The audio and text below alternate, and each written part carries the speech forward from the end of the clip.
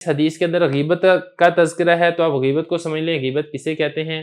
غیبت کہتے ہیں کہ کسی شخص کی غیر موجودگی میں اس کے متعلق ایسی بات کرنا کہ اگر وہ سنے تو وہ اس کو پسند نہ کرے اور وہ بات اس شخص کے اندر موجود بھی ہو، اس کو غیبت کہا جاتا ہے۔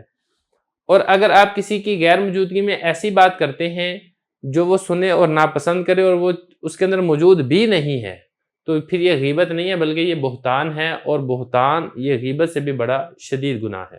تو یہ تو ہوگی غیبت کی تعریف۔ اب اس حدیث کے اندر غیبت کرنے کو زنا سے بھی بڑا گناہ شمار کیا گیا ہے۔ اس کی وجہ کیا ہے؟ دیکھیں، اس کی مختلف وجوہات علماء کرام نے تحریر کی ہیں۔ مثلا یہ کہ زنا میں آدمی یہ سمجھتا ہے کہ میں نے گناہ کیا ہے اور وہ اس پر نادم ہوتا ہے، توبہ کرتا ہے، استغفار کرتا ہے۔ لیکن جو غیبت کرنے والا ہے وہ غیبت کو معمولی گناہ سمجھ کر چھوڑ دیتا ہے، توبہ کی طرف توجہ نہیں کرتا، اس کا دھیان نہیں جاتا، اس وجہ سے وہ بڑا گناہ بن جاتی ہے غیبت کرنا زنا سے بھی۔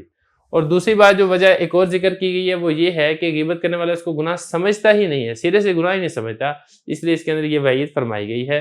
تیسری وجہ ایک اور بیان کی گئی ہے وہ یہ ہے کہ غیبت کا تعلق حقوق العباد سے ہے۔